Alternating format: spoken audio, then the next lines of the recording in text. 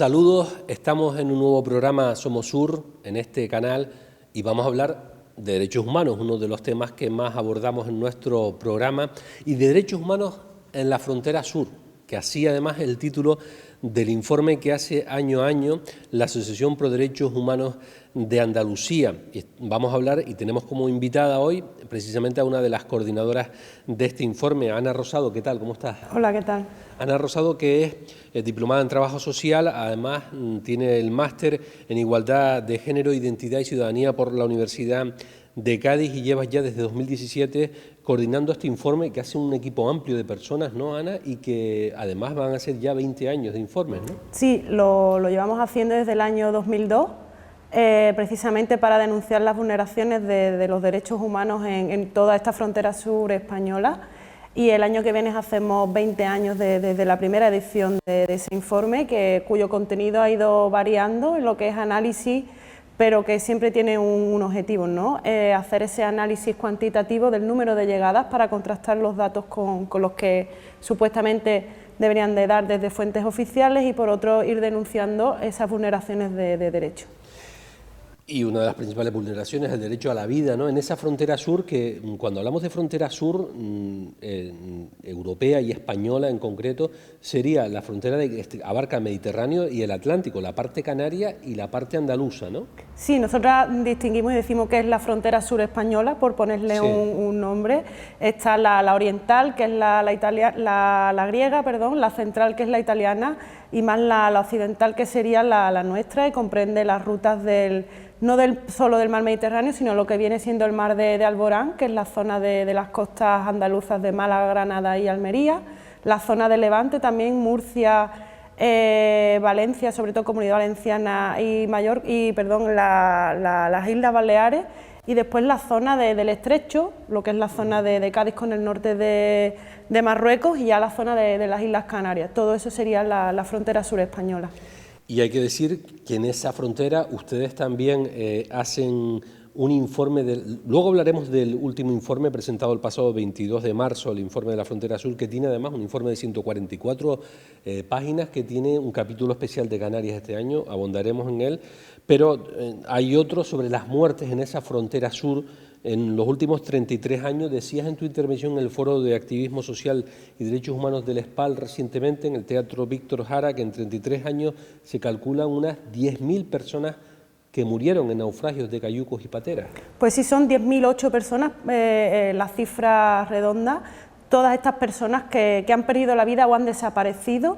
Lamentablemente, siempre por cada persona que aparece o tenemos constancia que ha desaparecido, hay que añadir dos más, porque hay muchas personas que nunca sabemos nada de ellas, y empezamos a documentarlo desde el primer naufragio que se tiene constancia en el Estrecho, que precisamente hace 3 años fue el 30 aniversario, donde perdieron la vida 18 personas y fueron apareciendo en las costas de Tarifa los cuerpos poco a poco, ¿no? Y fueron las primeras imágenes que tenemos documentadas de esos cuerpos, ¿no? Esas personas que pierden la vida, que son las víctimas de estas políticas migratorias de cierre de fronteras, ¿no? Y estas prácticas racistas y xenófobas de estas políticas migratorias precisamente que vienen marcadas desde la Unión Europea y que desde el Estado español se ponen en práctica.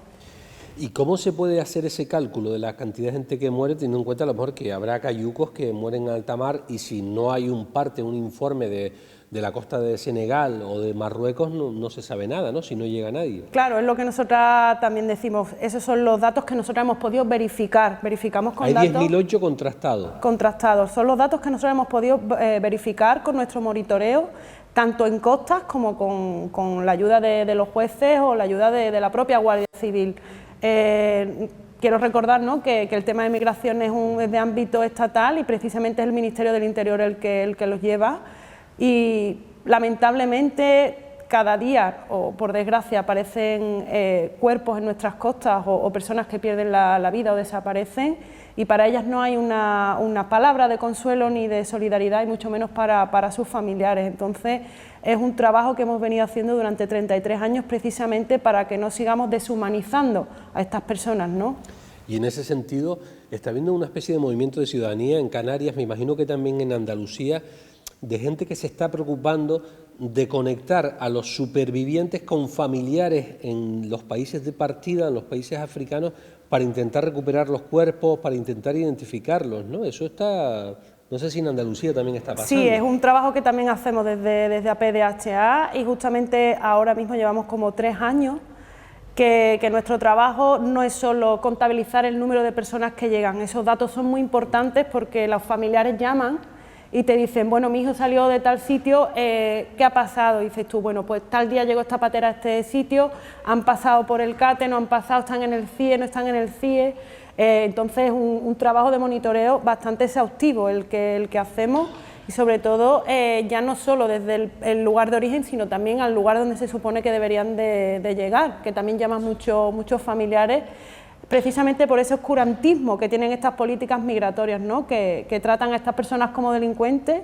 y no tenemos esa información muchas veces, entonces al principio solo eran 72 horas o un máximo de 72 horas en los que tú podías decir, bueno, espérate, porque hasta que no pasen 72 horas no podemos saber qué es lo que ha pasado, pero ahora con la cuarentena esas 72 horas se pueden volver 15 días, se pueden volver un mes, y eso lo sabéis vosotros aquí bastante bien porque esa opacidad, ¿no?, que se tiene desde la administración impide que muchos familiares puedan enterrar a sus seres con esa dignidad o tenemos ese caso reciente. ¿No colaboran el Ministerio de Asuntos Exteriores, el Ministerio de Interior, la Administración del Estado no colabora a la hora de facilitar los datos? No, con nosotras no, y nosotras todos los años, después de hacer nuestro monitoreo y nuestro análisis cuantitativo, siempre pedimos las fuentes oficiales porque tenemos que contrastar y verificar los datos. He de decir que la única delegación del Gobierno que nos ha contestado este año ha sido precisamente la de Canarias, ni la de Andalucía, ni la de las provincias, ni desde el Estado central, y siempre nos pone la misma excusa, ¿no?, que revelar esos datos compromete las relaciones exteriores del Estado español con los países de procedencia. O sea, que se prioriza las relaciones diplomáticas con Senegal y con Marruecos, llevarse bien con los gobernantes, que garantizar, digamos, una dignidad para las familias que han perdido a... Por supuesto, y esto es un caso que quiero poner encima de la mesa. Las 14 personas que perdieron la vida en el Tarajal, sus familiares están todavía esperando a poder venir a Ceuta, a poder enterrar a sus familiares con un mínimo de dignidad y que en la lápida de su ser querido no ponga inmigrante Tarajal y la fecha, ¿no?, de aquel 6 de febrero, de aquel fatídico 6 de febrero, esa madrugada. Recordemos lo que pasó en Tarajal, ¿no? ¿Qué fue lo que ocurrió? Pues supuestamente los chicos que querían pasar a territorio seguro, sabemos que el Estado... Nadando desde el espigón del Tarajal. Las personas de origen subsahariano no tienen el acceso permitido a las oficinas de asilo en la frontera ni de Ceuta ni de Melilla, por estos acuerdos que el Estado tiene con Marruecos. Entonces intentaron acceder por el espigón del Tarajal y las imágenes revelaban que la Guardia Civil había disparado, ¿no?, botes antidisturbios, botes de humo y balas de goma para impedir el acceso hacia el territorio del Estado español. Hubo una denuncia a la Guardia Civil y finalmente no se condenó a nadie. Ha habido varios casos y en el último se cerró porque los familiares no podían venir a declarar y la causa que se suponía que no se sustentaba por las asociaciones, entonces se ha vuelto a cerrar y ya lo que nos queda es el Tribunal Supremo y si no ya el europeo, ¿no?, de derechos humanos. Pero esa causa sigue ahí, ¿no? Han sido muchos años de pedir dignidad para las personas, para que puedan migrar de manera legal y segura y que no se jueguen la vida y para que desde el Estado español no se utilice a la policía ni a la Guardia Civil para intentar reprimir a las personas migrantes, porque recordemos que al final los que están en primera línea de frontera también sufren esas consecuencias de esas políticas migratorias. ¿Ustedes creen que no se les dio visado para impedir que vinieran a hacer la acusación? Claro, el visado no se hizo, es una de las reclamaciones que hacemos todos los años con las marchas de la dignidad, que se les permita a los familiares con un visado humanitario venir a reconocer el cuerpo de sus familiares y que se lo puedan llevar a enterrar en sus lugares de origen.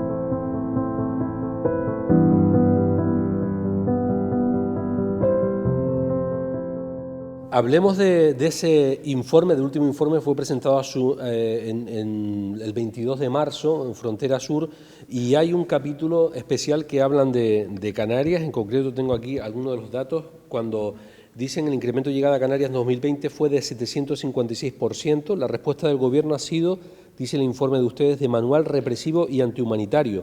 Miles de personas encerradas en condiciones inhumanas, con falta absoluta de garantías de respeto de los derechos humanos, miles durmiendo al aire libre y a ras del suelo en puertos, insuficiente asistencia legal, madres separadas de sus hijos, cuarentenas eternas, condiciones insalubres. Bueno, estos datos que recogen ustedes están también recogidos en un informe del Defensor del Pueblo, están recogidos también en un informe reciente de SEAR, la Comisión Española de Refugiados, sobre Canarias, y sigue sin haber ningún tipo de responsabilidad por estos hechos. Claro, nosotros lo que queremos denunciar no es solo estas vulneraciones de primera mano, ¿no?, de derechos, sino que con la excusa de lo inmediato, de lo que no han preveído, que es totalmente intencionado, lo hablan como si fuera una cuestión coyuntural, cuando en realidad es una cuestión estructural. No hay una voluntariedad de establecer un sistema digno de acogida para las personas que llegan.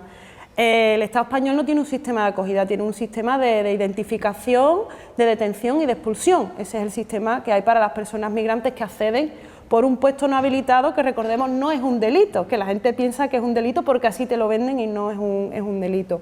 Todas estas vulneraciones de derechos se podían evitar precisamente porque existe una previsión. Si desde el 2017 se llevan avisando, incluso la Guardia Civil, oye, la ruta de Turquía se ha desviado hacia la de Libia es muy peligrosa y la gente está cogiendo por el estrecho. Y después del estrecho la gente está cogiendo para Canarias. O sea, han sido 4 años en los que lo que iba a pasar se sabía. Y quiero que la gente se quede con esa imagen, ¿no?, de Angela Merkel en el Parque de Doña Ana con Pedro Sánchez. Eso marcó un antes y un después en lo que ha pasado y ahora mismo está pasando en las Islas Canarias. Seguimos viendo páginas del informe. Dice, a lo largo de todo el año 2020 nos han acompañado imágenes en distintos puntos de Canarias. Hemos contemplado el hacinamiento, las pernoctaciones al aire libre en el muelle de Rineguín, la posterior habilitación de carpas en la unidad militar de emergencia en Barranco Seco. Hemos asistido a polémicas por la llegada de 200 personas a Granada desde Canarias. Precisamente ahí, cuando se denuncia desde Granada que llevaban migrantes, se paró y se ha estado impidiendo por el Gobierno español el que vayan a territorio de la península ibérica cuando estas personas no quieren quedarse en Canarias, ¿no?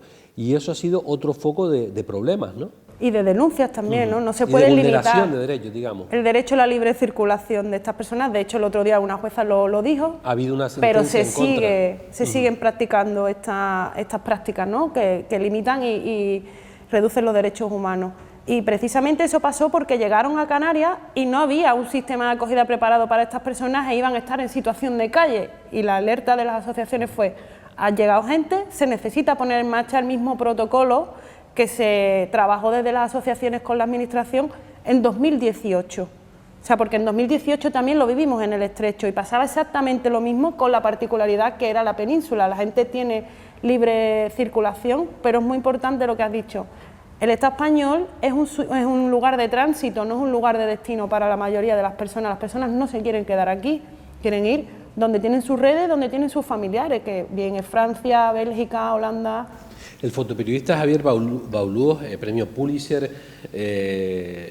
distintos premios de derechos humanos, lleva 5 meses, ha estado 5 meses en Canarias siguiendo esta última crisis migratoria. Y lleva más de 25 años siguiendo el fenómeno migratorio en distintos países del mundo, en campamentos internacionales, y dice que ni en la época con los gobiernos más duros, decía, de ministros del Partido Popular, había visto lo que ha visto en Canarias. Pues sí, es lo que también es lamentable, ¿no? Este año que se suponía que teníamos un gobierno más progresista que nunca, hemos visto como realmente no hay una intencionalidad de respetar los derechos humanos.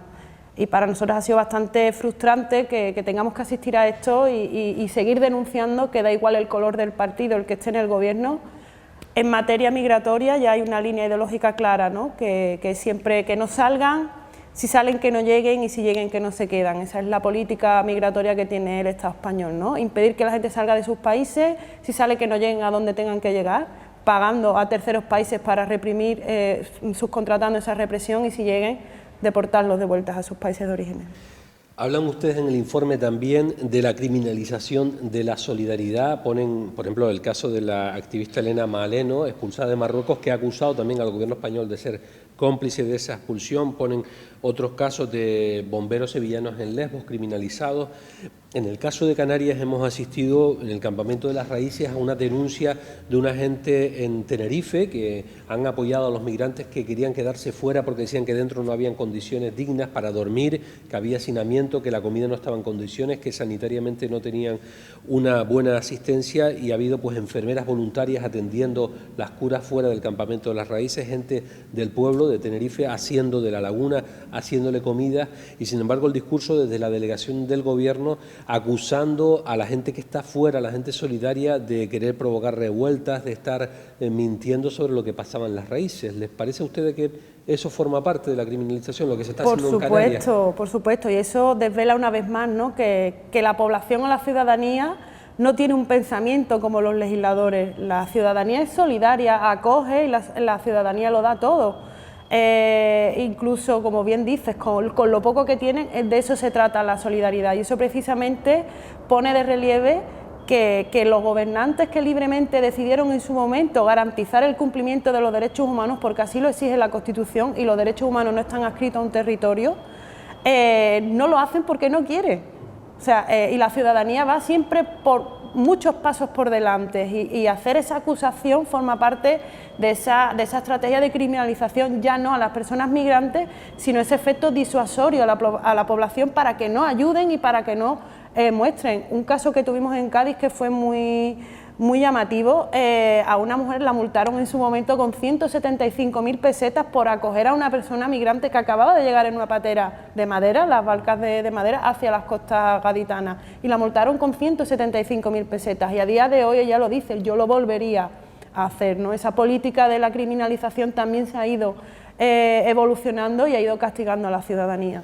Y es curioso porque esa participación e implicación de la ciudadanía la están teniendo ustedes, aparte de las socias y socios de Asociación por Derechos Humanos de Andalucía. Ahora, para el próximo informe de Frontera Sur, piden un crowdfunding y ya han recibido muchas aportaciones, ¿no? Sí, hemos llegado al mínimo que pedíamos, y ahora vamos a por el óptimo, precisamente porque con este dinero nos permite seguir manteniendo nuestra independencia, que la tenemos desde hace muchos años. El informe Frontera Sur solo ha sido subvencionado una vez, y ya no ha podido ser más veces, nunca entramos en las bases, y esto nos ha permitido eso, llegar a más personas que conozcan nuestro trabajo y también hacerlas partícipes de este trabajo conjunto, que, como bien dijiste al principio, más de 20 personas cada año trabajamos poco a poco, poniendo ese trabajo de hormiguitas encima de la mesa, y que nos ayuda a tener una visión más amplia de lo que son las vulneraciones de los derechos de las personas migrantes. Y en la Asociación por Derechos Humanos de Andalucía hemos hablado de migración casi todo el rato de esta conversación, pero bueno, los derechos humanos afectan también a la gente que se queda en situación de exclusión social con esta crisis provocada por la COVID-19, el tema de menores, el tema de mujeres, de violencia de género. ¿Abordan también esos otros aspectos? Sí, nosotras nos constituimos como asociación en 1990, estamos declaradas como entidad de interés. Y nos dividimos, bueno, nuestra asociación la vertebra la Declaración Universal de Derechos Humanos, pero nos dividimos en áreas de trabajo. Está el área de migraciones, está el área de solidaridad internacional, que abordamos temas tan amplios como Palestina, Sáhara, Marruecos y otros muchos, bueno, Latinoamérica también. Tenemos el área de educación y sensibilización, hacemos un trabajo bastante grande de sensibilización, de defensa de los derechos humanos en los institutos y en los colegios, con temas como prevención de la violencia de género a través de los buenos tratos, la Declaración Universal de los Derechos Humanos en tiempo de pandemia, que también los hemos estado trabajando este año, y tenemos también el área de marginación, que es donde comprendemos los trabajos la defensa de los derechos básicos: vivienda, un empleo digno, luz y agua, y sobre todo ahora que tenemos este amurallamiento digital, que la gente se siente tan indefensa por esa inaccesibilidad hacia las administraciones. Y otro área que es el de trabajo sexual y feminismo, que defendemos los derechos de las mujeres de manera transversal. Y por los datos que tienen, el discurso que viene muchas veces, por ejemplo, del Gobierno del Estado, estando un gobierno progresista, en esta crisis nosotros no dejamos nadie atrás, ¿es cierto o se está quedando gente atrás por la COVID y sus derechos fundamentales no se están respetando? Había un movimiento bastante grande a nivel estatal, por ejemplo, el de regularización ya, ha sido un movimiento muy grande, que han hecho un trabajo ingente de muchísimas asociaciones a nivel estatal, pedían la regularización ya para todas estas personas que estaban trabajando en los trabajos esenciales y que nos sostenían la vida en tiempos de pandemia, y se les dijo que no. También vemos cómo están, por ejemplo, las compañeras de jornaleras en lucha, luchando por los derechos de las personas, ¿no?, de las temporeras contratadas en origen, y eso tampoco se está haciendo. Entendemos que es difícil, pero para nosotros ha sido una frustración bastante grande, ¿no? Un gobierno que supuestamente es más progresista, que no haya tenido esa sensibilidad, ya no solo con el hecho de las migraciones, sino con las personas que están aquí, que están condenadas a estar en una situación de clandestinidad y de vulnerabilidad muy grande durante mínimo 3 años de su vida, y que han demostrado con creces que básicamente son las que han sostenido el Estado en este tiempo de pandemia. Y hablan ustedes también de la cantidad de recursos que se gasta en el CIVE, en el Servicio de Vigilancia Integral, más de 300 millones que se han aportado, porque el discurso oficial del gobierno es las mafias de la inmigración, los que se lucran trayendo gente como si, digamos, los trajeran obligados, ¿no? Pero realmente se mueve un gran dinero en gastos militares y en control de fronteras. Claro, esa es la parte que no dicen ellos, ¿no? Siempre achacan e intentan meter dentro de esa criminalización y hacer creer que aquí existe una organización como puede existir en la frontera sur de Estados Unidos con México. Es verdad que hay gente que se aprovecha del sufrimiento ajeno y eso va a existir siempre, pero no existe una estructura organizada tal y como la que nos venden. La que sí existe es la estructura organizada de hombre blanco con traje de chaqueta que está en una oficina, y esas personas sí que se aprovechan del sufrimiento ajeno y de las muertes de miles de personas. Estamos hablando de un mantenimiento de una valla que cuesta muchísimos millones de euros al año y que precisamente ahora han cambiado y han hecho otra valla nueva. El Sistema Integrado de Vigilancia Exterior, que en un principio... Con empresas que cotizan en bolsa. Y bueno, todas en el IBEX 35, o bueno, Corte Inglés, Airbus, Indra, o sea, muchísimas empresas, todas aquellas que prueban su tecnología en el Estado de Israel contra la población palestina y después la vienen a implantar aquí en la frontera sur. Bueno, el tema del CIVE lo sabes aquí en Canarias, porque en el Estrecho también lo tenemos, que con la excusa del narcotráfico siempre, y no ha funcionado, porque siguen llegando pateras, siguen personas perdiendo la vida y sigue llegando droga, y sobre todo esa externalización de los servicios básicos, como puede ser el mantenimiento de los CATE, o de los CIE, la sanidad, el transporte, todo. Hay una serie de grandes empresarios que son los verdaderos señores de la guerra, que están militarizando las fronteras y están haciendo que esto sea una guerra contra los migrantes. Pues Ana Rosado Caro, de la Asociación por Derechos Humanos de Andalucía, muchísimas gracias por estar en Somos Sur, en este canal de televisión. Gracias a vosotros. Y gracias también por toda esa lucha que están llevando adelante desde la Asociación por Derechos Humanos de Andalucía. Muchas gracias.